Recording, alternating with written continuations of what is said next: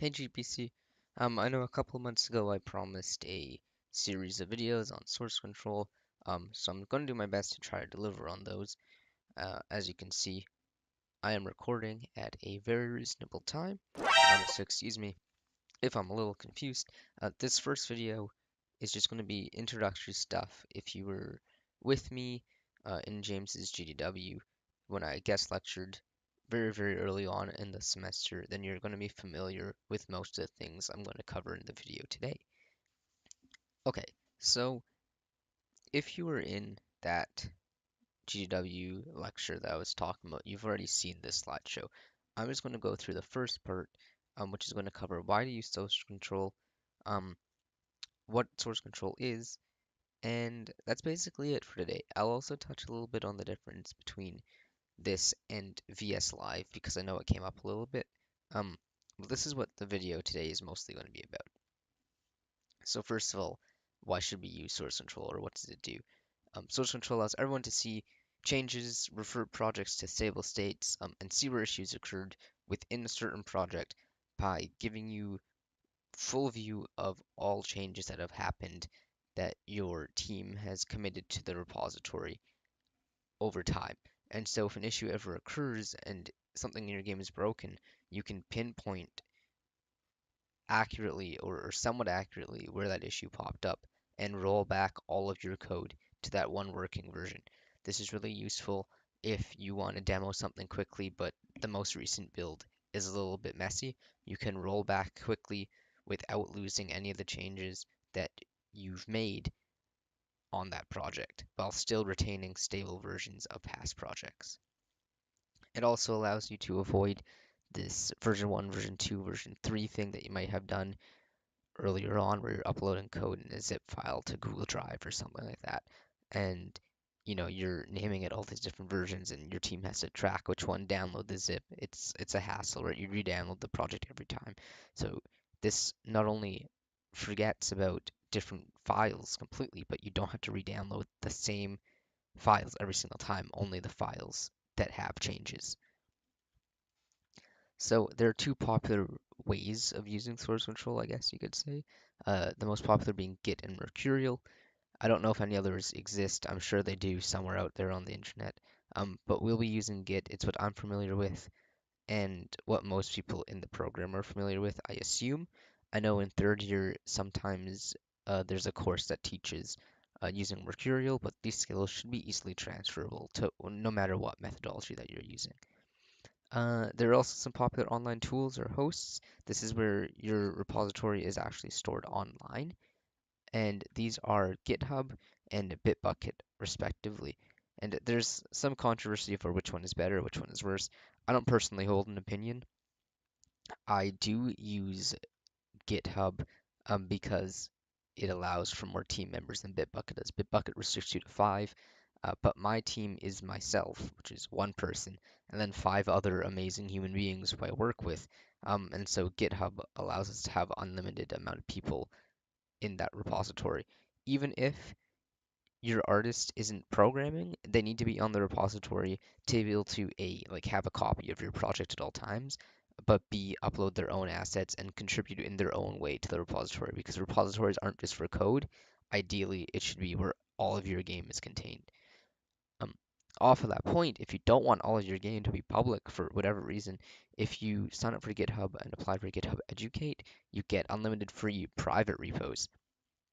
And repos is bolded for a reason because the repository's definition is essentially where that code is stored, right? The repository is code storage essentially.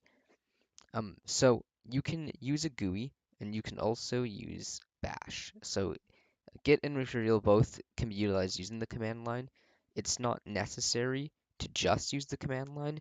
However, over the course of the semester with some of the issues I've seen pop up in you first years, specifically first years of the year 2018, ha, specifically, um, is that sometimes you're not really aware what the actual issue behind the scenes is. So in this video series, I'm going to do my best to cover Git in the command line and Git Kraken in whatever GUI that you choose.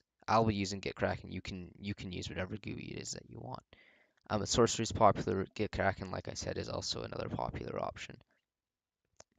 So if you don't have Gitkraken, I recommend you do this and install it. And now I'm just going to go into some technical information real quick. So this stuff is a little spooky, um, though it's not super complicated. I've cut down most of it from the GDW lecture. So essentially, all I want to let you guys know is the difference between a local repository and a remote repository. And that is the local is what's stored on your computer, and so anything that you do locally won't affect your teammates in any way until you commit and push those changes. And we'll talk about what that means a little later. But for now, all you need to know is nothing that you do on your computer affects your peers until you confirm it twice, more or less. The remote repository is where all the changes are actually stored, and where when you pull, you get it from the remote, and when you push, you're adding it to the remote. In this case, because we've signed up for GitHub, or we'll be using GitHub, GitHub is the remote repository. And so that is where it's stored. And that's why we need GitHub, is because we need somewhere online to store it so that our other teammates can download what we've pushed and changed. So this is what it looks like. This is essentially how source control works, but that diagram is terrible. So here's a better one where we have the working copy is essentially the files that you're working on. And then when you see over here, you commit, you say, hey, these files, I'm now saving those changes to my local repository. That's essentially what committing is doing. It's like, yes, I want these changes to be saved to me locally.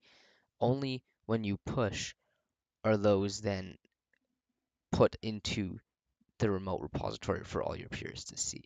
So there's a process here, right?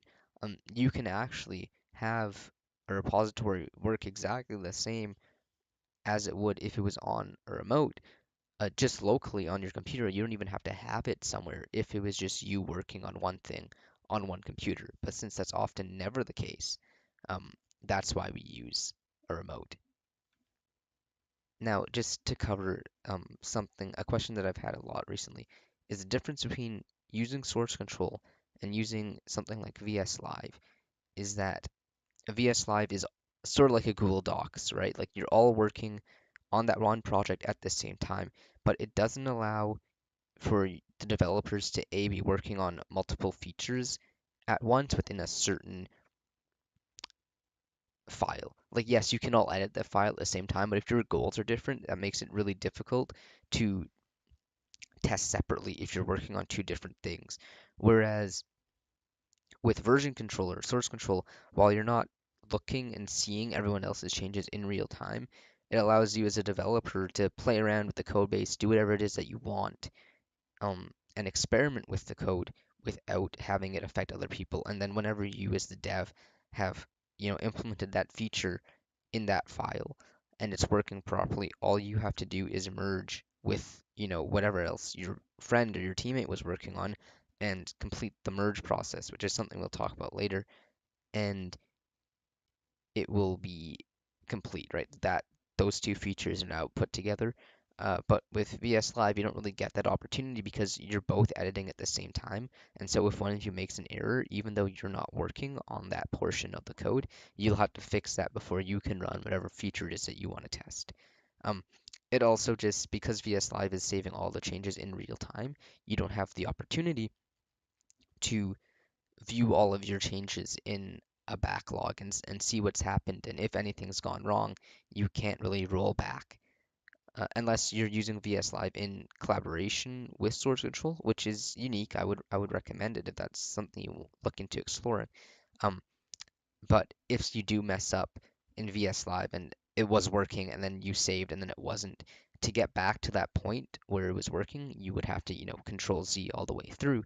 Whereas with version control, if you've pushed frequently, like you should, from a working state, you can just roll back to when it was last working and figure out where you went wrong. So that's why I would say that VS Live isn't really an alternative to source control. It can be used in collaboration with it, but it shouldn't be used as an alternative to it. Anyways, that's the video for today, guys.